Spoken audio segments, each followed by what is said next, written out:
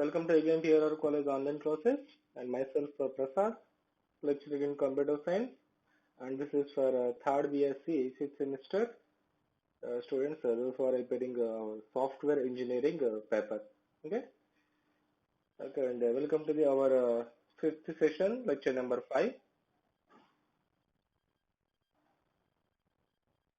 Okay, all of you regularly follow our YouTube channel, ABN and PRR College online classes course. And also watch these videos in our WhatsApp groups. And one more important point, all of you write down the important points what we are you are watching in our videos. Okay, please take a running notes and write down the important points. Just pause our videos and write down the points what we are discussing here. Okay. Okay, the last session we have discussed about the waterfall model. Okay, so in the last classes we have discussed about the software development life cycle. After that, just we had seen the first waterfall, first model, waterfall model. Okay, when we are going to this waterfall model, the process will be going on sequential, step by step. After completing first phase, then our development goes to the second phase. After completing the second one, it goes to the third phase. Like that, it follows top to bottom stages. Okay. And what are the points we have discussed here? And what is meant by requirement analysis? What is system design, implementation, testing, and deployment and maintenance? Okay. When we are considering these models, in every model, the same process can be repeated, but the process phases will be different types. Okay, and now let us the next model, prototype model. Okay, the one of the simplest model. This one also prototype model. Okay, so ఇక్కడ మనకి prototype models అనేసరికి prototype model అనేసరికి ఎలా జరుగుతుంది అంటే ఏవైతే ఎస్డిఎల్సిలో ప్రాసెస్లు ఉన్నాయో ఆ ప్రాసెస్లు జరిగే టైంలో మధ్యలో ప్రోటోటైప్స్ అని చెప్పేసి డిఫైన్ చేసుకుంటామండి. అంటే ఒక ప్రోటోటైప్ ని డిఫైన్ చేస్తామన్నమాట. ఏంటి ఆ ప్రోటోటైప్స్ అంటే ఏంటి, ఎలా ఉంటాయి అని చెప్పేసి చూస్తే కనుక in the prototype model first initially it is going for requirements.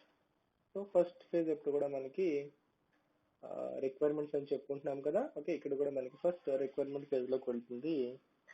After that it goes to the design phase. ఇంకా common the waterfall model also the same process can be repeated. First requirement analysis can be processed. After that it goes to the design process. So here also after completing this requirement process it goes to the design phase.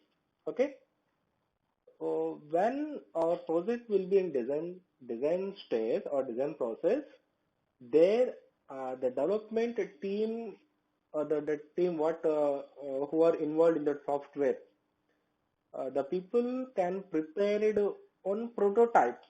Okay, ఇక్కడ prototype అనేసరికి ఏంటంటే user ఒక requirement అనేది చెప్పాడు మనకి, తనకి software ఇలా ఈ విధంగా ఉండాలి, ఒక టాస్క్ ఉంది. ఆ టాస్క్ కి మనము డిజైన్ చేశాను, అంటే దాన్ని డయాగ్రమాటికల్ గా రిప్రజెంట్ చేశాను. రిప్రజెంట్ చేసిన తర్వాత ఒక జస్ట్ ఒక కోడ్ లాంటిది అనమాట. కోడ్ ప్రిపేర్ చేయము కానీ జస్ట్ మనకి ఇక్కడ ఒక ప్రోటోటైప్స్ ని డిఫైన్ చేసుకుంటాం. అంటే ఈ డాక్యుమెంట్, ఈ డిజైన్, ఈ ఏదైతే మనకి ఇక్కడ డయాగ్రామ్ ఉందో ఆ డయాగ్రామ్ ని బేస్ చేసుకుని ప్రాసెస్ ఈ విధంగా జరుగుతుంది అని చెప్పేసి సమ్ ప్రోటోటైప్ ని డిఫైన్ చేస్తామన్నమాట. ఆ ప్రోటోటైప్ తీసుకుని వెళ్ళి మనము కస్టమర్ ఎవాల్యుయేషన్ ప్రాసెస్ కి సబ్మిట్ చేసుకుంటాం. అంటే ఎవరైతే మనల్ని సాఫ్ట్వేర్ ప్రిపేర్ చేయమని చెప్పారో వాళ్ళు ఇక్కడ మనతో పాటు ఉంటారనమాట. అంటే ఈ టీమ్ తో పాటు కంటిన్యూస్ గా ఇన్వాల్వ్మెంట్ అనేది ఉంటుంది అనమాట అండి. అంటే మనం ప్రిపేర్ చేసిన ప్రోటోటైప్ ని వెంటనే కస్టమర్ ఏం చేస్తాడంటే ఈ విధంగా ఉంటుంది, ఈ ప్రాసెస్ ఇలా జరుగుతుందని చెప్తాం కదా. If the customer is not satisfied with that prototype, so తన రిక్వైర్మెంట్స్ కి తగ్గట్టుగా ఇక్కడ ఇలా ఉంటుందని చెప్తున్నాం కదా. ఒకవేళ ఆ ప్రోటోటైప్ కనుక కస్టమర్ కి నచ్చలేదు అనుకోండి, then our prototype will goes to the review and updation. Means some changing process కి వెళ్ళిపోతుంది అనమాట. అంటే అగైన్ మళ్ళీ మనం ఎక్కడికి వెళ్ళిపోతుంది అంటే డిజైన్ ప్రాసెస్కి వెళ్ళిపోతుంది. అంటే కస్టమర్ ఏదో సమ్ చేంజెస్ అనేవి చెప్తున్నాడు, సో సో ఆ ప్రోటోటైప్ నచ్చలేదు, ఈ విధంగా కావాలంటున్నాడు, మళ్ళీ వెంటనే ఏమవుతుందంటే మళ్ళీ డిజైన్ ఫేజ్ దగ్గరికి వెళ్తామండి. Again after completing that design they are going to prepare prototype. ఏదైతే అప్డేషన్స్ లేదా చేంజెస్ ఉన్నాయో ఆ చేంజెస్ తో మళ్ళీ ఏం చేస్తామంటే ప్రోటోటైప్ ని డిఫైన్ చేసుకుంటాం. Again that prototype goes to the customer evaluation. Okay, this process will run until the customer can be satisfied. So ఎవరైతే మనం సాఫ్ట్వేర్ ప్రాజెక్ట్ ప్రిపేర్ చేయమన్నారో కస్టమర్ సాటిస్ఫై అయ్యేంత వరకు కూడా మనకి ఈ ప్రాసెస్ అనేది ఇలాగా రన్ అవుతూ ఉంటుంది. Once the customer can be satisfied, okay మనం ప్రిపేర్ చేసిన ఆ ప్రోటోటైప్ అనేది కస్టమర్ కి ఓకే అనిపించిందండి, వెంటనే ఇక్కడ ప్రోటోటైప్ కనుక ప్రాపర్ గా ఉన్నట్టయితే కస్టమర్ కి నచ్చినట్లయితే కనుక then our process will goes to the development. అంటే నెక్స్ట్ అక్కడ కోడింగ్ డెవలప్మెంట్ కి వెళ్తుందండి. ఓకే, సో అంటే డెవలప్మెంట్ ఏంటంటే మనకు తెలుసు, జస్ట్ మనకున్న ప్రోగ్రామింగ్ లాంగ్వేజెస్ ని ఇక్కడ ఉన్న టెక్నాలజీస్ ఇవన్నీ యూజ్ చేసుకుని ఏం చేస్తారంటే కోడ్ ప్రిపరేషన్ అనేది చేస్తారండి. అంటే ఆ ప్రోటోటైప్ ని బేస్ చేసుకుని ఒక కస్టమర్ చెప్పాం కాబట్టి నెక్స్ట్ అది డెవలప్మెంట్ ప్రాసెస్ కి వెళ్తుంది అనమాట. So after completing that coding next stage testing stage కి వెళ్తుందండి. సో ఇక టెస్టింగ్ స్టేజ్ లో ఏం చేస్తారంటే ఇక్కడ మనం డెవలప్ చేసిన కోడ్ అంతటిని కూడా testing different types of testings అని ఉపయోగించుకుని టెస్టింగ్ ప్రాసెస్ అనేది ప్రిపేర్ చేసుకుంటారండి. After that it goes to the maintenance. Nothing but మనం టెస్ట్ చేసిన కోడ్ ని తీసుకువెళ్ళి ఎండ్ యూజర్ సిస్టమ్ లో అంటే కస్టమర్ సిస్టమ్స్ లో వాళ్ళ ఎన్విరాన్మెంట్ లో డిప్లాయ్మెంట్ చేసి ఆ డిప్లాయ్మెంట్ చేసిన కోడ్ ని మనం మెయింటెనెన్స్ ప్రాసెస్ అనేది చేస్తామండి. ఓకే, సో ఇక్కడ SDLC లో జరిగే ప్రాసెస్ జరుగుతుందండి. ఏంటి రిక్వైర్మెంట్స్ తీసుకున్నాము, డిజైన్ చేసుకున్నాము, డెవలప్మెంట్ ప్రాసెస్ చేసాము, టెస్టింగ్ ప్రాసెస్ చేసాము, మెయింటెనెన్స్ అంటే డిప్లాయ్మెంట్ చేసి సాఫ్ట్వేర్ ని మెయింటెనెన్స్ చేస్తున్నాము. బట్ ఇక్కడ ఏంటంటే between this design and development ఈ మధ్యలో ఏం జరుగుతుందంటే మనము ఒక ప్రోటోటైప్ అనేది డిఫైన్ చేస్తాం అనమాట. ఓకే, సో దీనివల్ల మనకు ఉపయోగం ఏంటి అంటే రిస్క్ అనేది తక్కువగా ఉంటుందండి, లేదా యూజర్ రిక్వైర్మెంట్స్ కి తగ్గట్టుగా మనకి సాఫ్ట్వేర్ అనేది కంపల్సరీగా ప్రిపేర్ అయిపోతుందండి. ఎందుకని మన ఇక్కడ ప్రిపేర్ చేయక అంటే కోడ్ ప్రిపేర్ చేయక ముందే మనకి కస్టమర్ ఇన్వాల్వ్మెంట్ అనేది ఉంటుందండి. అంటే కస్టమర్ వెంటనే ఇక్కడ మనం జరుగుతున్న ప్రాజెక్ట్ ని తను స్టెప్ బై స్టెప్ మీద కంటిన్యూస్ గా తను కూడా ఇన్వాల్వ్మెంట్ అవుతున్నట్టు అనమాట. సో మన కస్టమర్ రిక్వైర్మెంట్స్ కి తగ్గట్టుగా మనకి ఈ ప్రోటోటైప్ అనేది వస్తుంది. మీ ప్రోటోటైప్ మోడల్ అనేది ఉపయోగపడుతుంది అనమాట. అంటే యూజర్ రిక్వైర్మెంట్స్ తగ్గట్టుగా మన సాఫ్ట్వేర్ అనేది ఖచ్చితంగా ఇక్కడ మనకి ప్రిపేర్ అయిపోతుంది. సో అండ్ ఈ ప్రోటోటైప్ మోడల్ ని ఎప్పుడు చూస్ చేసుకోవాలి అంటే కస్టమర్స్ అనేవాళ్ళు మనకి అవైలబిలిటీగా ఉంటారు. ఈ సాఫ్ట్వేర్ ప్రిపేర్ చేసేంత వరకు కూడా కస్టమర్ అనేవాడు మనతో పాటు ఉంటాడు, అవైలబిలిటీగా ఉంటుంది. అండ్ ఆన్ గోయింగ్ ప్రాజెక్ట్స్ ఏవైతే ఉన్నాయో ఆన్ గోయింగ్ ప్రాజెక్ట్స్ కి వెబ్ ప్రాజెక్ట్స్ కి వాటికి కూడా మనకి ప్రోటోటైప్ మోడల్ అనేది సూటబుల్ మోడల్ అనమాట అండి. Okay, that is about prototype model, very simple one. So when we are going to explaining or some what we are going this models, ఏవైతే మనకి ఇక్కడ ఈ మోడల్స్ ఉంటున్నాయో ఆ మోడల్ ని ప్రతి మోడల్ ని కూడా డయాగ్రమాటిక్ గా ఫస్ట్ డ్రా చేసుకోవడం అనేది నేర్చుకోండి. సో దాన్ని బేస్ చేసుకుని ఇంప్లిమెంటేషన్ ప్రాసెస్ వెళ్ళిపోండి. ఎక్కడ చూసినా రిక్వైర్మెంట్స్ అంటే ఒకటే రాస్తాము, డిజైన్ అంటే ఒకే విధంగా ఉంటుంది, development, testing and maintenance same process అనమాట. బట్ ఆ డయాగ్రామ్ అనేది కంపల్సరీగా రిప్రజెంట్ చేసి దాన్ని బట్టి మీరు ఎలబరేట్ చేసుకుంటూ వెళ్తే చాలా ఈజీ అవుతుందండి. ఓకేనా? సో స్టార్టింగ్ లోనే చెప్పాను మీకు SDLC ఒకటి ప్రాపర్ గా చదువుకుని అండ్ మోడల్స్ ని ఈ డయాగ్రామ్ బేస్ చేసుకుని ఏ విధంగా జరుగుతుంది అనేది మనం గుర్తుపెట్టుకున్నాం అనుకోండి, దీన్ని రాయడం చాలా ఈజీ. అంతేగాని దీన్ని పట్టుకుని కూర్చోబడి చదివితే ఒక 2-3 పేజెస్ థియరీ ఉంటుంది అనమాట. ఓకేనా? బర్డెన్ అయిపోతుందండి. అండ్ ఇక్కడ మనం 6 or 7 మోడల్స్ డిస్కస్ చేసుకుంటాము. లేదా 7 మోడల్స్ లో ఎగ్జామ్ లో ఇస్తే ఒక మోడల్ ఇవ్వచ్చు, లేదా మానేయచ్చు కూడా.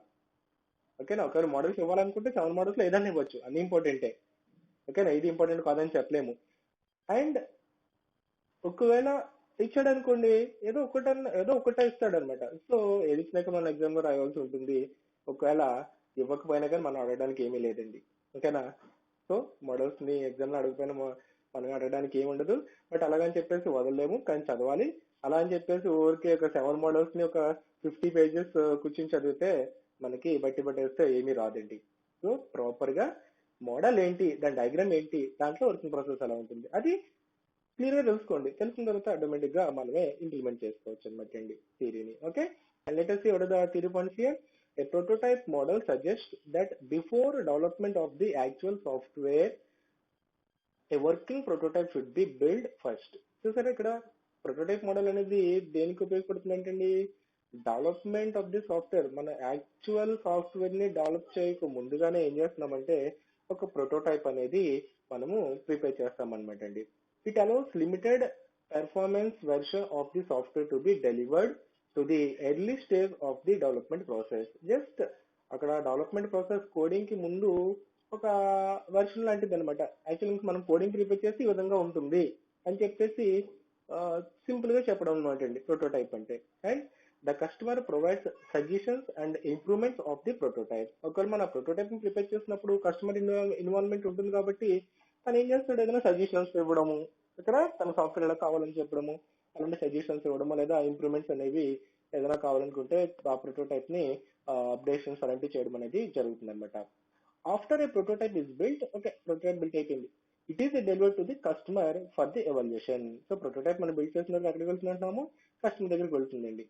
It helps the customer determine how the feature will function in the final software. So ఇది ఎలా కస్టమర్ కి ఏం చెప్తుందంటే ఒక ఫైనల్ సాఫ్ట్వేర్ అనేది ఎలా ఉంటుంది అనేది క్లియర్ ఇండికేషన్ అనేది ఇవ్వడం జరుగుతుంది అనమాట అండి. ఓకేనా.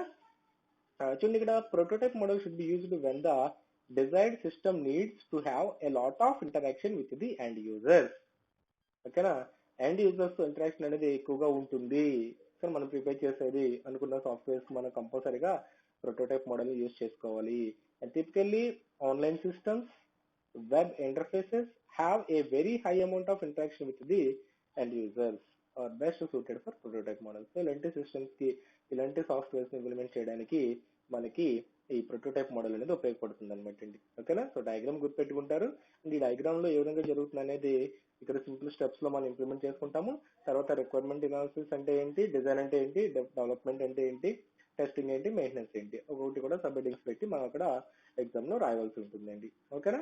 And what are the coming to the advantages of this prototype model, provides better understandability of the customers needs. ఓకేనా.